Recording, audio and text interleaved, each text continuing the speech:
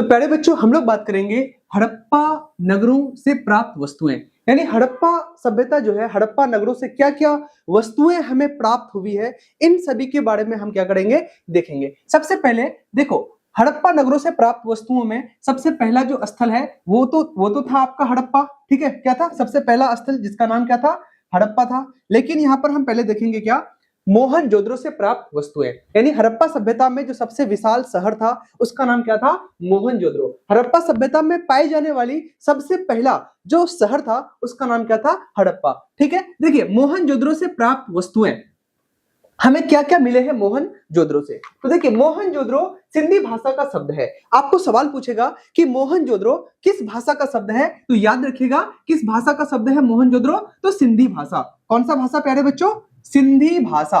याद रखिएगा कौन सा भाषा, तो सिंधी भाषा का एक शब्द है। ठीक है, अच्छा, जिसका अर्थ होता है मृतकों का टीला। इसका अर्थ क्या होता है, अगर आपको हम बोले कि बताइए इसका अर्थ क्या होता है, इसका अर्थ क्या होता है, तो इसका अर्थ होता है मृतकों का टीला। याद रखिएगा मृतकों का टीला जी। चलिए, भूमि उपजाऊ कह रहा है कि भूमि उपजाऊ थी इसलिए इसे सिंध का बाग भी कहा जाता है। तो अगर आपको पूछेगा कि बताओ सिंध का बाग किसे कहा जाता है, तो सिंध का बाग जो है ना प्यारे बच्चों, ये इसी को कहा जाता है, किसको, मोहनजोदड़ो को। ठीक है, यहाँ की भूमि बहुत ज्यादा उपजाऊ थी, यहाँ पर फसल बहुत ज्यादा होता था। ठीक है, व्यापारिक केंद्र था, है ना। ये मोहनजोदड़ो जो है ये सिंधी भाषा का शब्द है जिसका अर्थ क्या होता है, मृतकों का टीला। जिसका अर्थ क्या होता है, मृतकों का टीला। याद रखिएगा। अब यहां से हमें क्या क्या चीजें मिली हैं, क्या क्या चीजें मिली हैं, ये हुई ना बात, क्या क्या चीज मिली है। तो देखिए 1398 मुहरे प्राप्त हुई है, कहां से, इसी मोहनजोदड़ो से। ठीक है, उसके बाद क्या, पुजारी का सिर, है ना, पुजारी का सिर भी यहां पर देखने को हमें मिला है मोहनजोदड़ो में। उसके बाद मोम के सांचे, मोम के सांचे, जो मोम होता है ना, तो इसके मोम के जो सांचे हैं ये भी हमें कहां से देखने को मिले हैं, तो मोहनजोदड़ो से देखने को मिले हैं। ठीक है, कांसे की नर्तकी की मूर्ति, नर्तकी का मतलब होता है नाच गान संगीत करता हुआ, नाच गान और संगीत करता हुआ जो क्या था, जो मूर्ति था, ये हमें कहां से देखने को मिले हैं, तो इसी मोहनजोदड़ो से देखने को मिले हैं। इससे हम ये अनुमान लगा सकते हैं बच्चों, क्या अनुमान लगा सकते हैं, कि यहाँ के जो लोग थे नाच गान और संगीत भी किया करते थे किसी, है ना, किसी मतलब कार्यक्रम में। तो इससे ये अंदाजा लग सकता है कि यहाँ के लोग मनोरंजन भी करते थे, क्योंकि मनोरंजन नाच गान से ही तो होता है। ठीक है, चलिए अगला है सूती कपड़ा का साक्ष्य। सूती कपड़ा का साक्ष्य हमें कहां से देखने को मिले हैं, तो ये सूती कपड़ा का साक्ष्य भी हमें कहां से देखने को मिले हैं, तो इसी मोहनजोदड़ो से देखने को मिले हैं। अच्छा, हाथी का कपाल, हाथी का कपाल की अगर हम बात करेंगे तो हाथी का कपाल भी हमें कहां से देखने को मिले हैं, मोहनजोदड़ो से, है ना। गाड़ी के पहिए, यानी पहिए वाला जो गाड़ी है ये भी हमें कहां से, तो मोहनजोदड़ो से देखने को मिले हैं। ठीक है, उसके बाद क्या है, सभागार सीप का पैमाना, सभागार सीप का पैमाना यहां से, है ना, पानी का जहाज का पैमाना, शिल्प जीत। ठीक है, ये सभी चीजें हमें कहां से मिली हैं, मोहनजोदड़ो से। ठीक है, याद रखिएगा। चलिए, अच्छा, सबसे विशाल चीज हम तो भूल ही गए, सबसे विशाल चीज क्या है, कि सबसे विशाल स्नानागार, सबसे विशाल स्नानागार, स्विमिंग पूल, है ना। आगे हम स्विमिंग पूल के बारे में बात करेंगे। जो स्विमिंग पूल हमें देखने को मिले हैं कहां पे, मोहनजोदड़ो में, उसी स्विमिंग पूल के बारे में हम बच्चों अभी आपको पढ़ाएंगे। ये स्नानागार के जो अवशेष है, जो साक्ष्य है, ये हमें कहां से मिले हैं, मोहनजोदड़ो से मिले हैं। ठीक है, चलिए, तो बहुत ही इंपॉर्टेंट सवाल है ये कि सिंधु घाटी सभ्यता में स्नानागार के अवशेष या साक्ष्य हमें कहां से मिले हैं, तो ये मिले हैं आपका कहां से, मोहनजोदड़ो से। ठीक है, याद रखिएगा।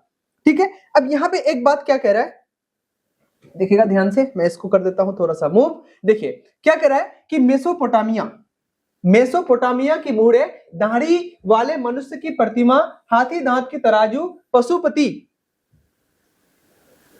है ना, पशुपति शिव की जो मूर्ति है, ये सभी चीज हमें कहां से मिले हैं, इसी मोहनजोदड़ो से देखने को मिले हैं। चलिए आगे बात कर लेते हैं। देखिए हम लोगों ने अब तक क्या पढ़ा, हम लोगों ने अब तक क्या पढ़ा, हम लोगों ने पढ़ा कि हड़प्पा सभ्यता के स्थल, हड़प्पा सभ्यता के स्थल। तो हड़प्पा सभ्यता के स्थल में हम लोगों ने किसके बारे में देखा, हम लोगों ने अभी देखा किसके बारे में, मोहनजोदड़ो के बारे में, मोहनजोदड़ो। ठीक है। अच्छा, मोहनजोदड़ो जो है ये क्या है? तो मोहनजोदड़ो जो है ना, ये एक सिंधी भाषा का शब्द है। कौन सा भाषा का शब्द है? सिंधी भाषा, सिंधी भाषा का शब्द है। और जिसका अर्थ क्या होता है? जिसका अर्थ होता है सिंध का बगीचा। सॉरी, सिंधी भाषा का शब्द है ना। इसे मृतकों का टीला भी कहा जाता है। याद रखना, इसे मृतकों का टीला भी कहा जाता है। यहाँ की भूमि बहुत ज्यादा उपजाऊ थी, इसलिए हम कह सकते हैं कि इसको सिंध का, है ना, सिंध का बगीचा भी कहा जाता है। तो सिंध का बगीचा किसको कहा जाता है? इसी मोहनजोदड़ो को कहा जाता है। अच्छा, इसकी खोज किसने किया था? आपको खोज पूछ सकता है। तो खोज किया था कौन? राखलदास बनर्जी। क्या नाम है उसका? राखलदास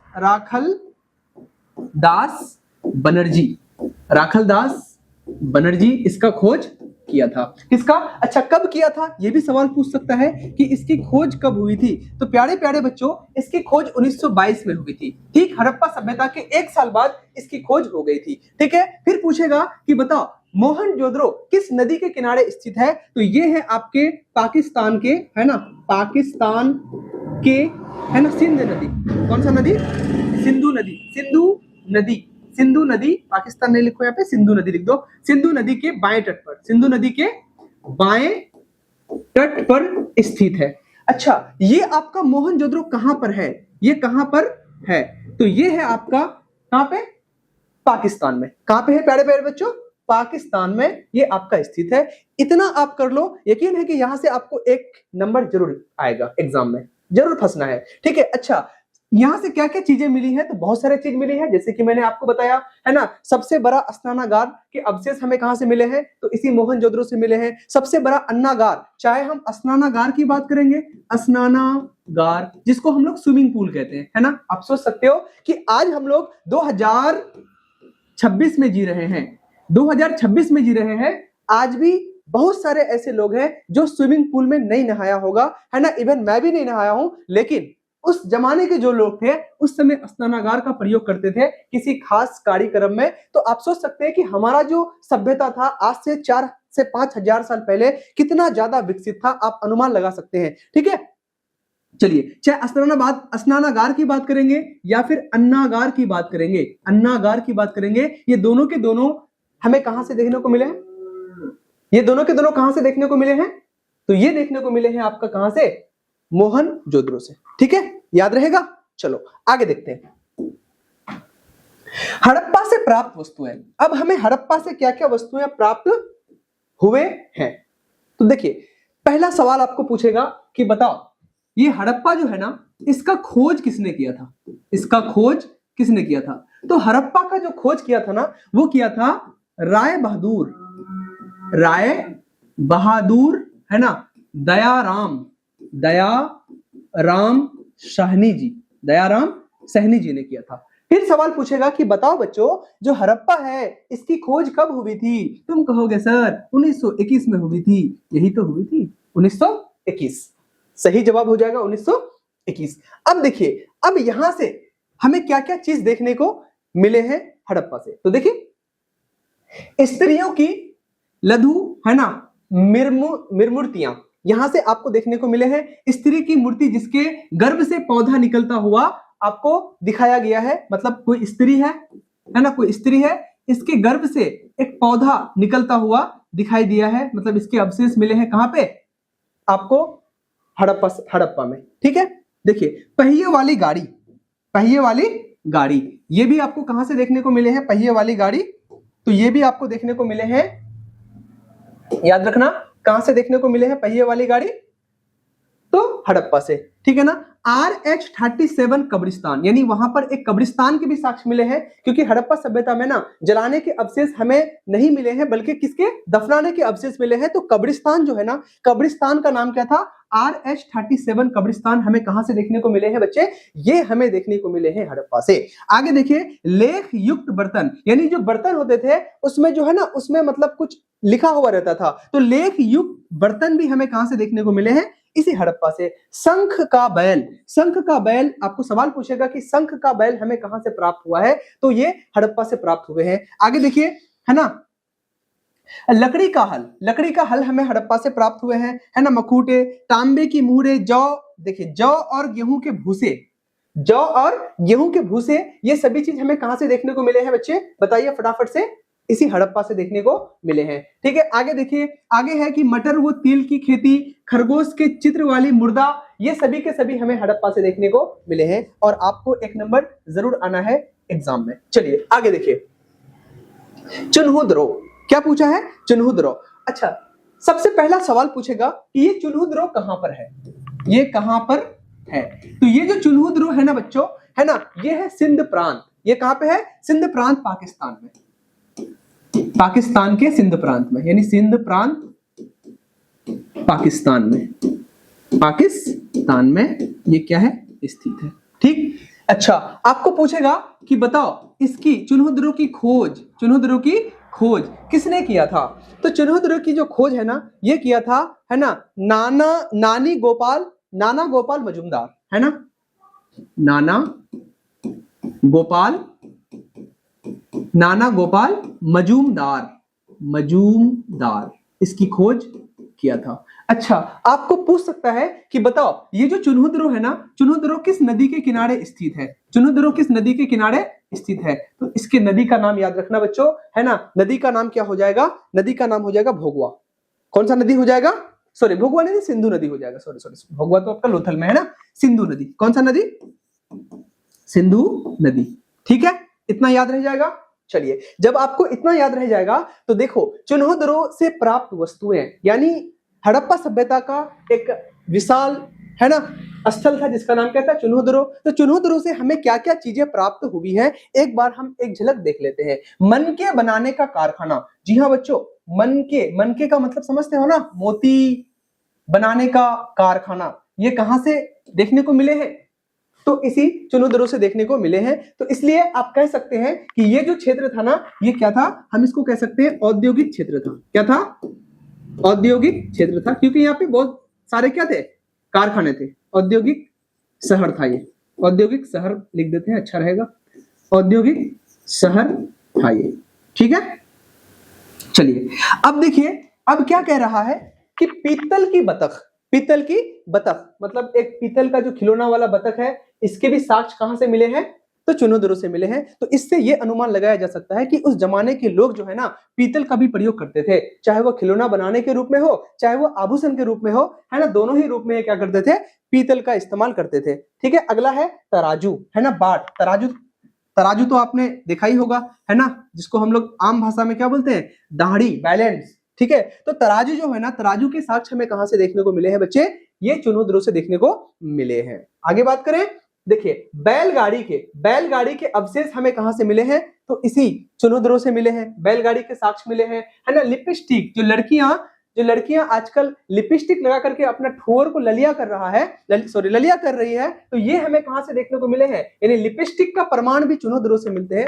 हाँ लड़कियां ध्यान से सुनो, तुम आज लिपस्टिक लगा रहे हो ना, देखो आज से 4000 साल पहले की जो महिलाएं हैं वो भी क्या करती थी, लिपस्टिक लगाती थी। अब तुम कहोगे कि सर क्या बात है, हम तो बड़ा मॉडर्न है, मॉडर्न आप नहीं है ना, आप तो पुराने जमाने में जी रहे हैं, मॉडर्न तो वो लोग थे आज से 4000 साल पहले। भाई साहब, लिपस्टिक का प्रयोग, सलाम है इन लोग को, है ना। लड़कियां जो है ना, कभी कंप्रोमाइज नहीं करती अपने मेकअप से, कभी नहीं करती है, कभी नहीं। ठीक है, देखो अगर 4000 साल पहले लोग लिपस्टिक लगा सकती है, तो आज तुमको ना लिपस्टिक की जगह में कुछ और लगाना चाहिए। चलिए खैर मजाक था, चलो आगे देखो।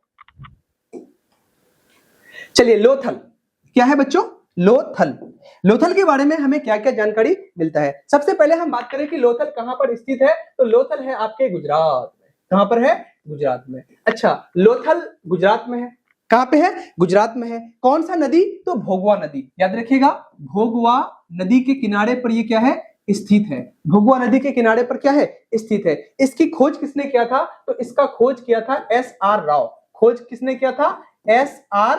राव ने इसका खोज किया था। अब हमें लोथल से क्या क्या चीजें प्राप्त हुई है, इसके बारे में जरा सा हम फटाफट से देख लेते हैं कि लोथल जो है ना, लोथल देखो सबसे बड़ा बंदरगाह, अगर हम गोदीबाड़े की बात करेंगे कि गोदीबाड़े का साक्ष्य कहां से मिले हैं, तो ये कहां से मिले हैं, लोथल से मिले हैं, है ना। गोदीबाड़ा सबसे पहले लिख देते हैं, गोदीबाड़ा। एक सेकंड, गोदी बाड़ा, है ना, या फिर जिसको हम लोग बंदरगाह बोलते हैं, बंदरगाह।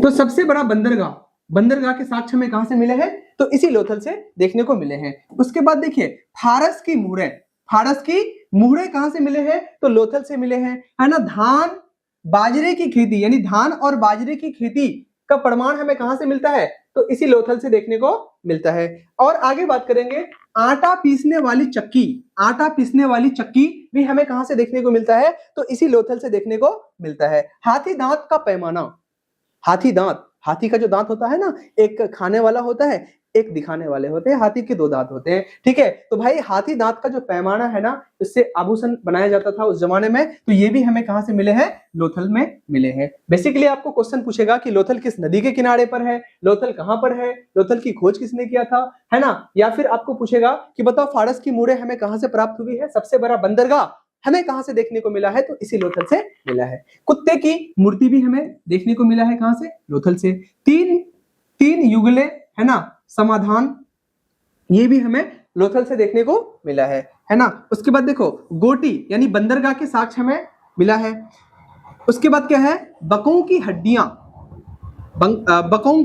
हड्डियां, मतलब जो चीजें हैं, जो हड्डियां हैं जानवरों के अवशेष, ये हमें भी कहां से मिला है? लोथल से मिला है। चलो आगे देख लेते हैं फटाफट से। कालीबंगन क्या है? कालीबंगन, भाई इसका शाब्दिक अर्थ क्या है? सबसे पहले हम कालीबंगन कहां पर है? कालीबंगन आपका कहां पर है? तो ये है आपका कहां पे? राजस्थान के हनुमानगढ़ जिला में, है ना, राजस्थान। ये कहां पर है? राजस्थान में है, ठीक है। कालीबंगा कहां पर है? राजस्थान में है। अच्छा, कालीबंगा का शाब्दिक अर्थ क्या होता है? इसका शाब्दिक अर्थ होता है काली चूड़ियां, ठीक है। कालीबंगा का शाब्दिक अर्थ क्या होता है? काली चूड़ियां। अच्छा, इसका खोज किसने किया था? क्या हो गया? अच्छा, इसकी खोज पूछेगा, इसकी खोज, तो खोज जो किया था ना, वो था अमलानंद घोष ने इसकी खोज की थी, ठीक है। अब देखिए प्यारे बच्चों, अर्थ है, देखो ये जो काली चूड़ियां है ना, ये सिंधी भाषा का शब्द है। कौन सा भाषा का शब्द है? सिंधी भाषा का शब्द है। तो यहां पर आपको सवाल पूछ सकते हैं क्या कि कालीबंगन कहां पर स्थित है? तो राजस्थान में है। कालीबंगन का शाब्दिक अर्थ क्या होता है? काली चूड़ियां होता है ना। अच्छा, कि कौन सा भाषा में? तो सिंधी भाषा में। इसका खोज किसने किया था? अमलानंद घोष ने किया था। अब बहुत ही इंपॉर्टेंट चीज कि हमें कालीबंगन से क्या क्या चीजें देखने को मिली हैं, जो कि एग्जाम में कई बार पूछा गया है या फिर पूछा जा सकता है। तो देखिए, अग्निकुंड के साक्ष्य हमें कहां से मिलते हैं? इसी कालीबंगन से मिलते हैं। जो हवन होता है ना, ठीक है, शादी ब्याह में 7 जो फेरे लगाते हैं, बीच में आग जलाया जाता है, तो इन सब चीजों का साक्ष्य हमें कहां से मिला है? अग्निकुंड के साक्ष्य कालीबंगा से, ठीक है। अलंकृत फर्श के साक्ष्य में कहां से मिले हैं? तो कालीबंगा से मिले हैं, है ना। लकड़ी की नाली, भाई लड़की मत समझना, है ना, लकड़ी की नाली हमें कहां से देखने को मिले हैं? तो इसी कालीबंगा से देखने को मिले हैं, है ना। मस्तिष्क शोथ की बीमारी वाला कपाल, भाई देखो मस्तिष्क शोथ की बीमारी वाला कपाल जो है ना, ये हमें कहां से देखने को मिले हैं? कालीबंगा से। देखिए बेसिकली क्या होता था? शल्य चिकित्सा, आपने सुना होगा कि उस जमाने में आज की तरह टेक्नोलॉजी नहीं था, तो कहा जाता है कि उस जमाने में मस्तिष्क का इलाज के दौरान हो सकता है कि वो इंसान मर गया होगा, लेकिन उसका जो मस्तिष्क है ना, उसका इलाज किया जाता था, उसका मस्तिष्क को खोला गया था, ठीक है। इसके साक्ष्य भी हमें कहां से मिले हैं? तो कालीबंगा से मिले हैं। भूकंप के प्रमाण कहां से मिले हैं? क्योंकि दीवार जो है ना, दीवार के दरार से ये पता चलता है कि वहां पर क्या था, भूकंप भी कभी आया था, ठीक है। तो भूकंप का प्रमाण भी हमें कहां से मिलता है? इसी कालीबंगा से मिलता है। बेलनाकार मुहरे, देखो बेलनाकार ऐसा होता है, बेलनाकार मुहरे जो है ना, ये हमें कहां से देखने को मिले हैं? कहां से? कालीबंगा से, ठीक है। अच्छा, तांबे के बैल की मूर्ति, तो देखो तांबा जो है ना, इससे क्या अनुमान लगाते हैं आप कि उस जमाने के जो लोग हैं, यानी तांबे का भी प्रयोग करते थे। क्यों? क्योंकि हमें साक्ष्य में क्या मिला है कि तांबे के बैल की मूर्ति भी हमें देखने को मिले हैं। नक्काशी ईंटें भी हमें देखने को मिले हैं, है ना, एकदम अच्छा वाला ईंट जिसमें नक्शा बना हुआ हो, नक्काशी ईंटें, उसके बाद हल के जुते हुए खेत। तो सवाल बेसिकली बहुत इंपॉर्टेंट बन जाता है यहां पर, ये VVI लगा दीजिए आप। ये सवाल जो है ना कई बार रिपीट होता है कि जुते हुए खेत के साक्ष्य हमें कहां से मिलता है, तो कालीबंगा से मिलता है। कालीबंगा कहां पर है, राजस्थान में है ना। कालीबंगा का शाब्दिक अर्थ क्या होता है, काली चूड़ियां होता है। खोज किसने किया था, तो अमलानंद घोष ने किया था। अग्निकुंड के साक्ष्य कालीबंगा से मिले हैं। लकड़ी की नाली का साक्ष्य कहां से मिले हैं, तो कालीबंगा से मिले हैं। ठीक है, ये सभी चीजें, बेलनाकार मुहरे कालीबंगा से मिले हैं। ये बहुत ही इंपॉर्टेंट हो जाता है। चलो आगे बात कर लेते हैं। अब आगे क्या कह रहा है, बनावली। क्या कह रहा है, बनावली। तो देखिए बनावली जो है ना, ये आपका कहां पर है, सबसे पहला सवाल कि कहां पर है। तो बनावली जो है ना, ये हिसार जिला, कौन सा जिला, हिसार जिला, हरियाणा। हरियाणा यानी हरियाणा के हिसार जिले में आपका बनावली क्या है बच्चा, स्थित है। दूसरी बात क्या है कि इसका जो खोज है ना, इसका खोज किसने किया था, जल्दी बताइएगा। बनावली का जो खोज है ना, रविंद्रनाथ विश्व ने इसका खोज किया था, है ना। रविंद्रनाथ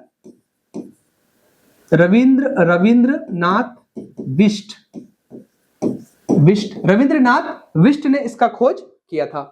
ठीक है, अच्छा कौन सा नदी के किनारे पर है, तो नदी पूछेगा, सरस्वती नदी, है ना। सरस्वती नदी के किनारे पर आपका बनावली क्या है, स्थित है। ठीक है, अब बनावली से हमें क्या क्या चीजें देखने को मिले हैं, तो देखिए चक्राकार, है ना, अंगुड़ियां, चक्राकार अंगुड़ियां के साक्ष्य हमें बनावली से ही देखने को मिले हैं। मछली पकड़ने का कांटा, भाई मछली पकड़ने का जो कांटा है, जो पिन आता है मछली पकड़ने वाला ना, ये भी हमें कहां से देखने को मिले हैं, तो ये हमें देखने को मिले हैं कहां से, बनावली से। ठीक, देखिए नाक व कान की बालियां, भाई नाक व कान की बालियां, जो महिलाएं नाक छिदिया करके नाक में जो क्या डालती है, नोज पिन, और बालियां कान में डालती है, तो ये दोनों के दोनों का जो प्रमाण है, साक्ष्य हमें कहां से मिले हैं, तो हमें मिले हैं बनावली से। ठीक है, महिलाएं लोग तो क्या क्या नहीं करती है भाई, कमाल है महिलाएं। ठीक है, और वही परंपरा आज तक, बोलो हम लड़के कितना ट्रेडिशनल है। ठीक है, हम लोग हमेशा अपडेट करते रहते हैं। लड़कियां देखो वही कान छिदियाएगी, नाक छिदियाएगी, भाई ये तो आज से हड़प्पा सभ्यता में लोग ऐसा करते थे, तुम लोग तो कुछ अलग करके दिखाओ। ठीक है, देखो मिट्टी के खिलौने ये भी हमें कहां से मिले हैं, लकड़ी के हल, मिट्टी के खिलौने, ये सभी चीजें हमें मिले हैं बनावली से। तो प्यारे बच्चों चलिए अब हड़प्पा की लिपि के बारे में पढ़ते हैं। लिपि तो आपको समझ में आ ही गया होगा। लिपि का मतलब होता है किसी भी लिपि के माध्यम से कोई सब्जेक्ट को हम क्या करते हैं, कोई भाषा को हम समझते हैं। जैसे हिंदी एक भाषा है, तो हिंदी कौन सी भाषा में लिखा जाता है, कौन सा लिपि है, देवनागरी लिपि में हिंदी लिखा जाता है। ठीक है, इंग्लिश रोमन में लिखा जाता है। तो प्यारे बच्चों हड़प्पा की लिपि कैसा था, क्या हड़प्पा सभ्यता में ऐसा कोई चीज मिला था जिसको हम पढ़ सकते थे, वहां पर कोई लिपि था। तो देखो अभी तक यहाँ पे क्या कह रहा है कि अभी तक जो है हड़प्पा सभ्यता की लिपि को पढ़ा नहीं गया है। यानी अभी तक जो है हड़प्पा सभ्यता की जो लिपि है आज तक पढ़ा नहीं गया है। हाँ, इसके दीवार में जो है ना चित्र बने हुए हैं, हाथी के, सांड के, है ना, कुत्ते के, बकरी के, इन सब के सुअर के, इन सब के साक्ष्य बने हुए हैं दीवार में, इन सब के साक्ष्य मिले हैं। लेकिन आज तक कोई पढ़ नहीं पाया है, या फिर कोई देख नहीं पाया है, मतलब देख तो पाया है लेकिन पढ़ नहीं पाया है कि यहाँ पर क्या क्या चीजें था, सही से जानकारी नहीं मिला है। उसके बाद देखिए अतः हड़प्पा की लिपि को अज्ञात लिपि कहा जाता है ना। हड़प्पा की लिपि कैसी लिपि है, तो अज्ञात लिपि है, जिसको आज तक नहीं पढ़ा गया है। ठीक है, अब यहाँ पर नोट देकर के कुछ कह रहा है आपसे। कौन कह रहा है, अर्नेस्ट मैके जी कह रहे हैं। क्या कह रहे हैं, अर्नेस्ट मैके। देखिए अर्नेस्ट मैके को अवतल चक्की मोहनजोदड़ो में मिली थी। यानी अवतल चक्की के जो साक्ष्य है ना, अर्नेस्ट मैके जी को कहां पे मिला था, ये आपको मोहनजोदड़ो में मिली थी। तो प्यारे बच्चों मिलते हैं नेक्स्ट क्लास में, तब तक के लिए दीजिए मुझे अनुमति, लेता हूं मैं आप सबसे विदा। जय हिंद, जय भारत।